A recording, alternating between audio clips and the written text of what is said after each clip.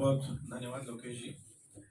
आज एक संयोग है और आज हम पर्यटन विभाग के इस कार्यक्रम में जब आप सबके सामने आए हैं, पहले तो मैं विश्व पर्यटन दिवस है आज, आप सबको बहुत शुभकामना। और इससे बेहतर दिन पर्यटन विभाग के लिए क्या हो सकता था जब हम अपनी बातों को आपके माध्यम से हम लोगों तक पहुंचाएं।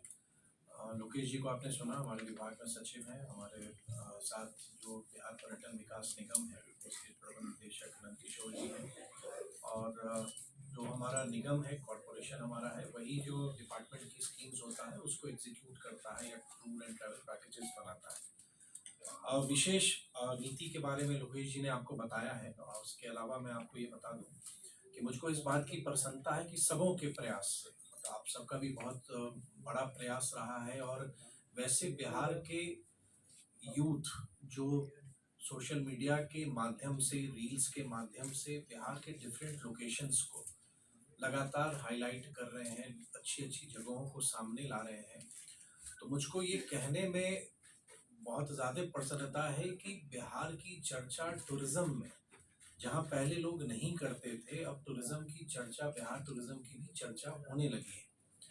बिहार टूरिज्म की ब्रांडिंग को भी आप देखेंगे या बिहार टूरिज्म के लोकेशंस को भी अगर आप देखेंगे, तो लगातार विभाग के द्वारा ये कोशिश की जा रही है कि ना सिर्फ अपने राज्य में बल्कि देश के विभिन्न हिस्सों में हमारी उपस्थिति हो। और साथ ही जो बड़े अंतर्राष्ट्रीय आयोजन होते हैं जो भारत सरकार जिसमें आग्रह करती है राज्यों को भाग लेने के लिए, हम उसमें भी भाग ले रहे हैं जहाँ पे हमको लगता है कि बिहार का उसमें हित है।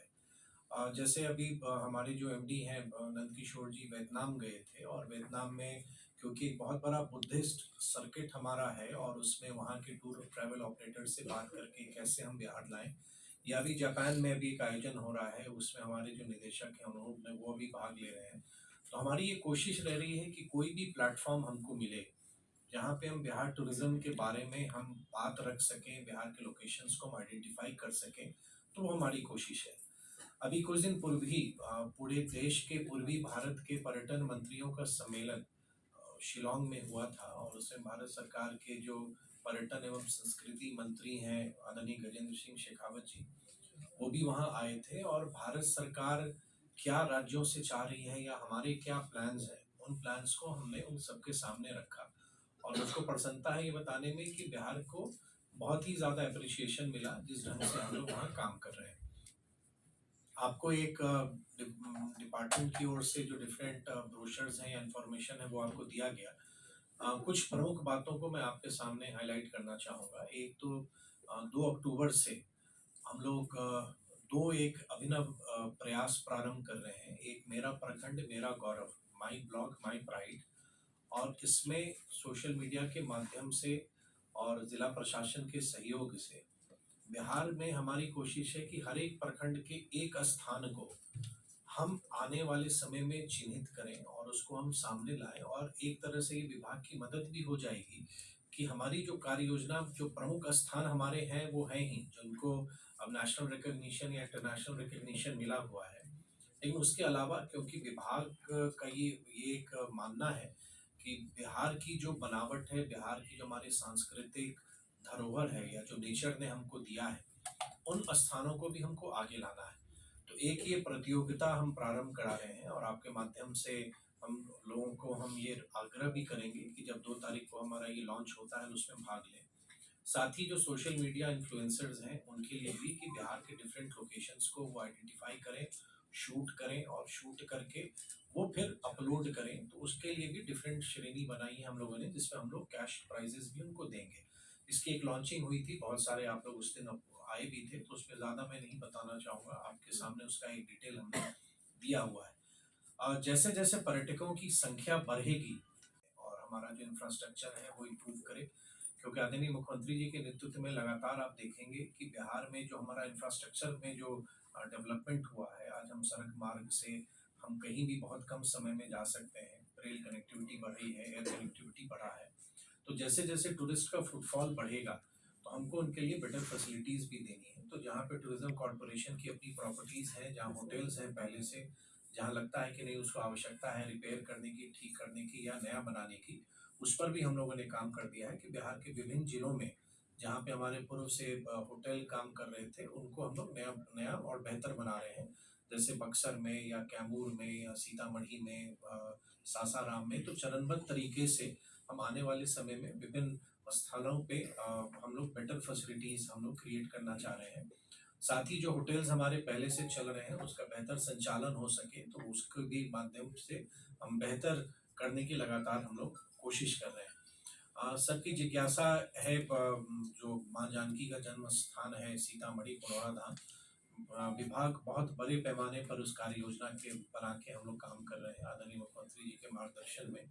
और आदरणीय मुख्यमंत्री जी ने इस संदर्भ में माननीय प्रधानमंत्री जी को भी पत्र लिखा है कि कैसे उसकी कनेक्टिविटी हम लोग बेहतर करें, और विभाग भी इस पर काम कर रहा है कि हम लोग उसके स्वरूप पर कैसे हम लोग आगे काम करें। उसका जो हमारा प्लान है वो किस ढंग से होगा। लैंड एक्वायर हम लोग को करना है, तो हम लोग भूमि एक्विजिशन की भी कार्रवाई हम लोगों ने प्रारंभ की है। राज्य मंत्रिपरिषद ने उसकी स्वीकृति हम लोग को पहले ही दे चुकी है। अभी हमारे सचिव और एमडी लोग सब लोग गए भी थे सीतामढ़ी जिला प्रशासन के साथ मिलके, इसको हम जल्दी एक्सपेडाइट हम लोग करें और एक भव्य वहाँ पे मंदिर के साथ साथ जो बेटर फैसिलिटीज हो उस पर हम लोग काम कर रहे हैं। तो एक ये है, और साथ ही जो हमारे आने वाले समय में, जैसे अभी आप श्रावणी मेला हमारा संपन्न हुआ और अभी पितृपक्ष चल रहा है, पितृपक्ष मेला, तो लगातार जिला प्रशासन के साथ एक बेहतर समन्वय करके जो श्रद्धालु आ रहे हैं उनको एक अच्छे अनुभव के साथ वो बिहार से जाएं, वो हमारा लगातार प्रयास है। फिर बहुत बड़ा, फिर बोधगया में फिर जब ये कालचक्र प्रारंभ होता है तो फिर वहाँ पे फिर हमारी बहुत बड़ी जवाबदेही बनती है कि जो अंतर्राष्ट्रीय स्तर से लोग आते हैं, तो हमारी कोशिश है कि टूरिज्म विभाग अपनी जवाबदेही का निर्वहन करते हुए एक बेहतर बिहार की छवि को हम प्रस्तुत करें, एक जो ब्रांड बिहार है उसको हम लोग स्टैब्लिश करें। और जैसा अभी पर्यटन नीति के बारे में लोकेश जी ने आपको बताया, हम आग्रह आपको करेंगे कि बहुत ही आकर्षक नीति है और बहुत सारे लोगों ने इस बात की सराहना की है कि विभिन्न राज्यों में जो पॉलिसी है इंसेंटिव्स की, उसमें बिहार की पॉलिसी बहुत बेहतर है और सबसे आकर्षक है। तो ये आपसे आग्रह होगा कि आप इसको ज़रूर अपने माध्यम से लोगों तक पहुंचाएं। आने वाले समय में पटना में आप अवगत हैं, राज्य मंत्री परिषद ने 3 बड़े होटल्स को डेवलप करने का स्वीकृति भी दिया है। विभाग उस पर काम कर रहा है और शीघ्र ही आने वाले समय में जो उसकी औपचारिकताएं हैं उसको पूरा करके हम लोग निविदा की प्रक्रिया में हम लोग जाएंगे। तो अंत में इतना ही आप सबसे कहना था कि एक हमारी कोशिश है कि बिहार के जो विभिन्न स्थान हैं उनको बेहतर तरीके से हम प्रस्तुत करें। टूरिस्ट का फ्लो जो बढ़ रहा है तो उनको हम यहाँ पर बेहतर सुविधाएं दें। टूरिज्म कॉरपोरेशन द्वारा अगर आप उनके वेबसाइट को देखेंगे तो अलग अलग सर्किट के माध्यम से टूर पैकेजेस बनाए जा रहे हैं, और हम लोग की ये भी कोशिश है कि छठ को देखते हुए भी कुछ स्पेशल पैकेज बना के बाहर के ऐसे लोग जो बिहार के छठ को अनुभव करना चाहते हैं उनके लिए भी हम पैकेजेस हम बनाएं कि वो आए और हमारा जो छठ है जो बिहार के घर घर में होता है तो उसको वो आके एक्सपीरियंस करें। तो उस तरह के भी पैकेजेस बनाए जा रहे हैं। इको टूरिज्म है या वाटरफॉल्स हैं या हमारे हिस्टोरिकल प्लेसेस हैं, धार्मिक स्थान हैं, टाइगर रिजर्व हैं, बर्ड सेंचुरीज हैं। तो अगर एक बार आप वेबसाइट को भी देखेंगे या हमारी रामायण सर्किट है, तो लगातार हमारी कोशिश है कि बिहार के विभिन्न हिस्से, और जब पर्यटन विभाग काम करता है तो क्षेत्र विशेष नहीं पूरे बिहार के लिए हम योजना पर हम काम कर रहे हैं, और बिहार के सभी स्थानों में कुछ ना कुछ संभावनाएं जरूर बनती है। उन संभावनाओं को हम आगे ला रहे हैं ताकि बाहर के लोग भी वहाँ आए, देश के भी जो टूरिस्ट हैं वो आए, और अगर टूरिस्ट का फ्लो बढ़ेगा हमारे यहाँ आर्थिक गतिविधि बढ़ेगी, लोगों के लिए नए रोजगार भी उत्पन्न होंगे और आने वाले समय में निवेश भी होगा। बहुत धन्यवाद। कोई प्रश्न? मंत्री सर, एक प्रक्रिया शुरू हुई थी, एक आध पिलर भी गाड़े गए थे, लेकिन बीच में उससे ब्रेक कर दिया गया। आज 2 साल होने को है, वो रोपवे ना बन रहा है ना उसमें कोई प्रगति दिख रही है। क्या वो बन रहा है या बनने वाला है, या फिर क्या परेशानी है?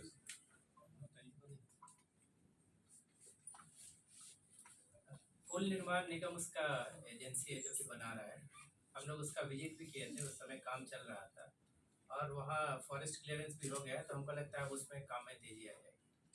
एक सिमिलरली मां मुंडेश्वरी में भी एक इशू है, क्योंकि वहाँ पे फॉरेस्ट क्लियरेंस का एक लंबी एक औपचारिकताएं हैं उसकी, तो बहुत जगह रोपवे में है तो वो भी अब मिल गया है, तो वो भी स्वीकृति हम लोग को मिल गई है, तो वहाँ भी प्रारंभ होगा। और इसके अलावा भी कोई भी और स्थान है जहाँ पे रोपवे की आवश्यकता है, क्योंकि उसमें थोड़े से उसकी प्रोसीडियर थोड़ी लंबी हो जाती है, लेकिन हम लोग निरंतर कोशिश कर रहे हैं, चेस कर रहे हैं कि जो औपचारिकताएं हैं वो पूरी हो। और जो आपने रोहतास का कहा है, जो हमारे प्रबंध निदेशक ने बताया, शीघ्र उसको कार्य को संपादित करेंगे। मंत्री जी, सूफी सर्किट का आपने प्रेस रिलीज में तस्करा किया है, लेकिन देखने में यह आता है जहां सूफी सर्किट के लिए आपने बोर्ड वगैरह लगवाए हैं डिपार्टमेंट की तरफ से, उसमें सेकेंड ऑफिशियल लैंग्वेज बिहार की उर्दू ही गायब रहती है, ऐसा क्यों? नहीं, ऐसा क्यों नहीं, मतलब आपने ये सुझाव दिया, इसको हम लोग देख लेंगे, ऐसा कुछ नहीं। और चूंकि उर्दू को सेकेंड ऑफिशियल लैंग्वेज दिलाने में आपके पूर्वज पिताश्री डॉक्टर जगन्नाथ मिश्रा जी का हाथ है, उन्होंने ही अपने कलम से किया था 1981 में। आप सभी लोग जानते हैं कि पर्यटन विभाग में हाल के दिन में कुछ कई नई नीति बनी है, क्योंकि तो कोई भी काम हम लोग करेंगे अगर वो एक पॉलिसी फ्रेमवर्क में अगर वो है तो उससे ट्रांसपेरेंसी बढ़ती है, लोगों में अवेयरनेस बढ़ता है और एक तरीके से चीज़ें डेवलप करती हैं। तो बिहार में जो पर्यटन नीति बनी है उसमें आप देखेंगे कि इसमें जो हम लोगों ने आपको एक दिया है कागज़, उसमें इसके बारे में डिटेल्स में लिखा हुआ है।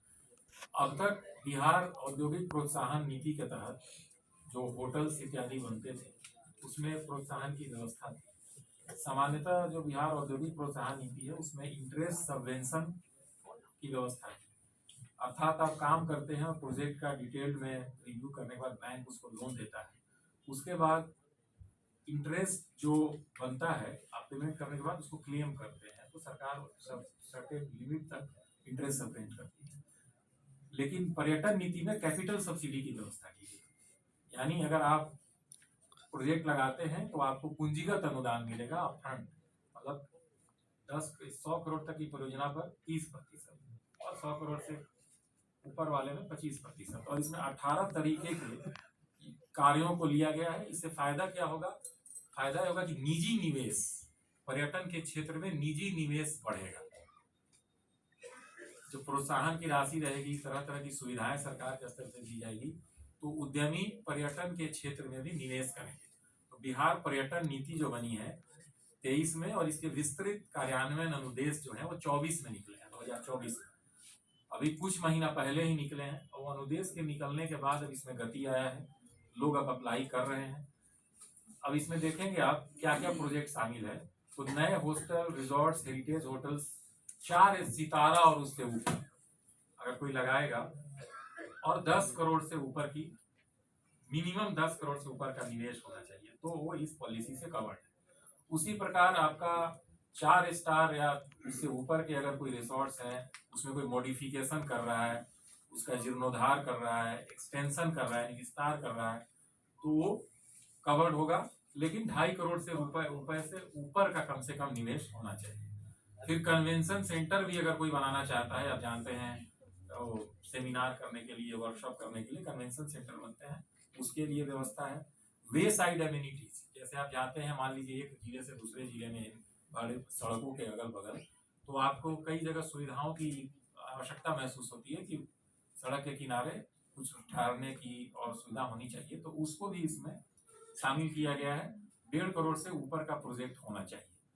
उसके बाद एग्जिस्टिंग फैसिलिटी अगर है, मार्गीय सुविधा बोलते हैं हिंदी में और इंग्लिश में वे साइड एमिनिटीज, तो एग्जिस्टिंग भी फैसिलिटी है, उसको कोई अपग्रेड करना चाहता है तो वो भी इंसेंटिव पा सकता है। टेंटेड अकोमोडेशन, जैसे मेला होता है, सोनपुर मेला है या मान लीजिए पितृपक्ष मेला है, इस तरह के जो बड़े मेले लगते हैं, वनमास मेला है, तो अगर टेंटेड स्थानीय 2 महीना 3 महीना की आवश्यकता के अनुरूप भी अगर कोई टेंटेड अकोमोडेशन की व्यवस्था करता है तो भी कैंपिंग साइट्स पे, तो भी इसमें इंसेंटिव की व्यवस्था है। एडवेंचर टूरिज्म, जैसे आप देखेंगे बोट का या तरह तरह का एडवेंचर टूरिज्म है, उसमें इको टूरिज्म, जो इको टूरिज्म कहीं ना कहीं से रिलेटेड है। वेलनेस टूरिज्म सेंटर और लेक यानी झील, तालाब, नदी, इस पर आधारित भी कोई अगर पर्यटन की सुविधा है वो है। Theme park, entertainment zones, amusement park और high end tourist buses and vans, ये भी अगर कोई लेता है तो उसको भी इंसेंटिव की व्यवस्था है। रूरल टूरिज्म और कल्चरल विलेज, टूरिस्ट विलेज, इस तरह की चीज़ों को इसमें शामिल किया गया है। तो इसमें कैपिटल सब्सिडी की व्यवस्था है। जीएसटी रिइंबर्समेंट होगा। कोई अगर मान लीजिए meeting, incentive, conference and exhibitions, MIC बोलते हैं, उसमें अगर कोई करता है तो जीएसटी हम लोग 50% इवेंट कॉस्ट में 2 लाख तक हो सकता है, उसको हम रिमबर्स करते हैं। उसके बाद इंटरेस्ट सब्सिडी ऑफिस सेटअप अगर कोई करता है टूर ऑपरेटर के रूप में, तो हम लोग इंटरेस्ट सब्सिडी देते हैं। टूर ऑपरेटर भी अगर अपना ऑफिस सेट करता है और अप्लाई करता है पर्यटन में, तो इंटरेस्ट सब्सिडी मिलने का प्रावधान है। तो इस तरह से आप देखेंगे 50% जब वो कमर्शियल ऑपरेशन, मान लीजिए कोई होटल बनाया 4 स्टार है वो, तो उसको आना पड़ेगा, आवेदन देना पड़ेगा। आवेदन देने के बाद स्टेज 1 क्लियरेंस होगा। स्टेज 1 क्लियरेंस के बाद वो व्यक्ति अपना निवेश करेगा, डिटेल प्रोजेक्ट रिपोर्ट बनाएगा, फिर फाइनेंशियल क्लियरेंस होगा। उसके बाद हम लोग जो कमर्शियल ऑपरेशन स्टार्ट होता है तब 50% राशि देने का प्रावधान है। 2 साल तक अगर वो वाणिज्यिक रूप से चला लिया तो 25% राशि देने का प्रावधान है, और 5 साल तक चला लिया तो 25% राशि देने का प्रावधान है। तो इस प्रकार से आप देखेंगे तो इससे फायदा होगा कि ये तो निवेश निजी आवेगा, रोजगार लोगों को मिलेगा, टूरिज्म सेक्टर में आधारभूत संरचना बढ़ेगी, और सरकार के साथ निजी क्षेत्र दोनों मिलकर के उद्योग पर्यटन उद्योग को बेहतर बना सकते हैं। तो ये पॉलिसी मैं चाहता हूँ कि आप सभी लोग इसको स्टडी करें और आपके माध्यम से ये आम जनता तक तो पहुंचे ही, पर निजी निवेशकों तक पहुंचे, इसका विस्तृत प्रचार प्रसार हो ताकि लोग आए और अपना निवेश करें। बाकी कुछ पॉलिसी इंटरवेंशन है, जैसे मुख्यमंत्री home stay bed and breakfast प्रोत्साहन है। इसमें कुछ संस्थानों को, कुछ पर्यटकीय स्थानों को चिन्हित किया गया है, उसके एक सर्टेन किलोमीटर तक अगर आप अपना कमरे का इस तरह से बनाते हैं कि बाहर के लोग आए और वहां रुक सके, तो इसमें इंटरेस्ट सबवेंशन की व्यवस्था है। तो आप देखेंगे तो ये जो हम लोगों ने पुस्तक आपको दिया है, इसमें सीतामढ़ी, गया, नालंदा, इस तरह करके 15 जिले हैं, इनको हम लोगों ने चिन्हित किया है जहाँ पर योजना लागू होगी। और इसमें इसको जो वित्तीय लाभ है वो ऋण की राशि की ब्याज प्रतिपूर्ति है, और एक कमरे पर 2.5 लाख रुपए तक का अगर कोई निवेश करता है उसको अपग्रेड करने में, तो हम लोग ब्याज की प्रतिपूर्ति करेंगे। तो ये एक अलग स्कीम है जो 2024 में अभी निकली है, थोड़े दिन पहले, और इसका प्रचार प्रसार करने की काफी आवश्यकता है, क्योंकि आप देखेंगे ये वाल्मीकि नगर एरिया है, या आपका बांका एरिया है, कैमूर रोहतास है, इसमें भी काफी इस एरिया में पर्यटन की सुविधा है। अगल बगल गांव कर रहा है, ऐसा नहीं है कि स्टार रेटिंग के लिए बार होना अनिवार्यता है। अगर ये आपको जानकारी है तो वो सही नहीं है। बिना बार के और प्रोहिबिशन के साथ भी स्टार कैटेगरी के होटल्स आते हैं। तो ये तो एक प्रसन्नता का बात है कि अभी 3 बड़े ब्रांड्स हमारे यहाँ आने की संभावना खुल रही है। जैसे ताज के आने से ही बहुत बड़ा लोगों में एक आकर्षण भी बढ़ा, बिहार की चर्चा भी हो रही है। तो आने वाले समय में आप सबकी शुभकामना से पर्यटन विभाग जल्द इसकी निविदा निकालेगा, और मुझको विश्वास है कि बड़े होटल ब्रांड्स आने वाले समय में बिहार में अपने यूनिट्स को स्टैब्लिश करेंगे। क्योंकि गुजरात में रेगुलेटरीज है सर इस तरह के, तो बिहार में भी क्या ऐसे चांसेस आने वाले समय में? नहीं, वर्तमान में कोई चर्चा ऐसी नहीं। सर, थावे मंदिर के पर्यटन स्थल को विकसित करने के लिए पिछली बार कहा गया था कि वहाँ पे कुछ पैसे आवंटित हुए हैं, लेकिन वर्तमान में इस लिस्ट में अभी तक उसका कुछ सर आया नहीं है। अभी में तो मतलब उसको 3 सेक्टर में बांटा हुआ, तीनों सेक्टर में एक साथ काम चल रहा है, काफी तेजी से काम। मतलब आप गए, मतलब इसमें जिक्र नहीं है सर, लिस्ट में जिक्र नहीं है थावे मंदिर का कुछ भी, सिर्फ महोत्सव का जिक्र है, लेकिन पर्यटन स्थल के रूप में क्या काम हो रहा है इसका कुछ जिक्र नहीं है। नहीं, उसमें 2 कारण हो सकता है। एक वो अपने कार्य वहाँ चल रहा है, मुझे भी स्मरण है। ये जो नए स्कीम सैंक्शन हुए हैं उसका कुछ विवरण आपको दिया गया है। अगर उसमें वो नई स्कीम है तो हो सकता है वो टाइपिंग में कहीं रहा हो, या पूर्व से स्वीकृत रहा होगा। एक पर्टिकुलर फाइनेंशियल ईयर का हमने दिया है, आप देखेंगे तो हो सकता है उस वित्तीय वर्ष से पहले का रहा होगा, इसलिए उसमें उसका उल्लेख नहीं है। आगे सर उम्मीद किया जा सकता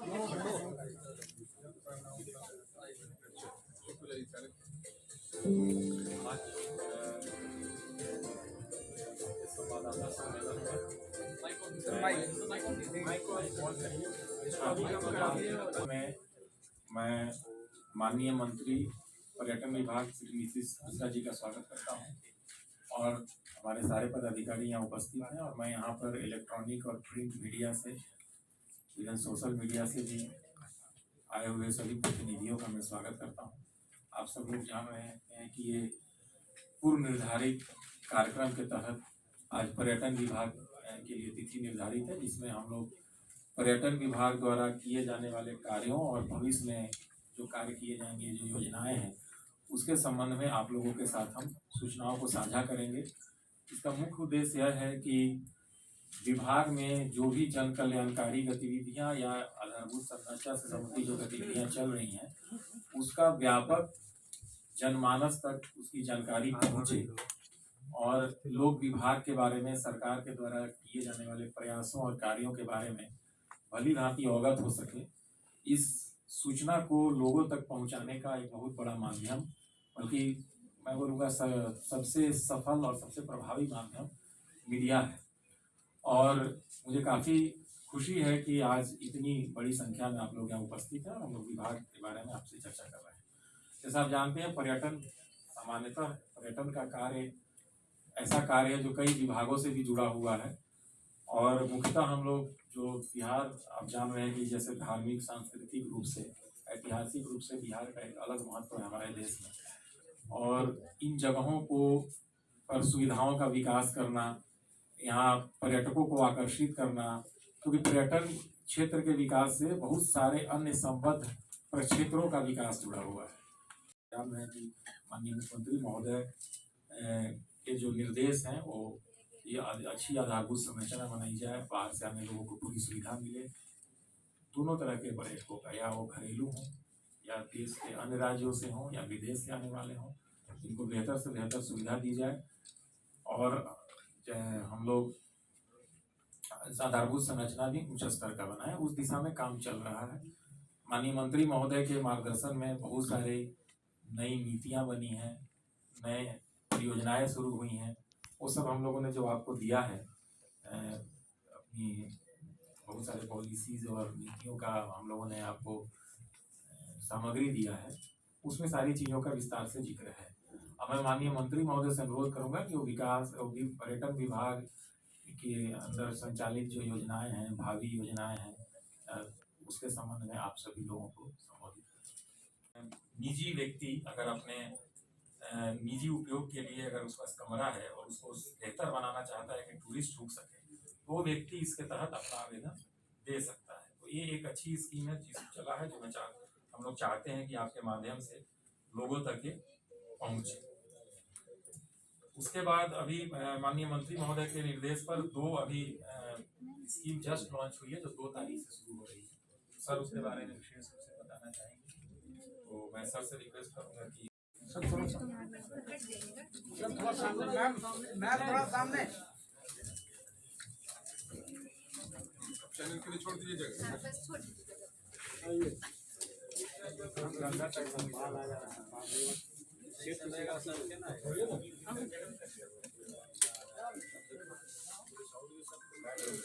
हाँ सर, साउंड के साथ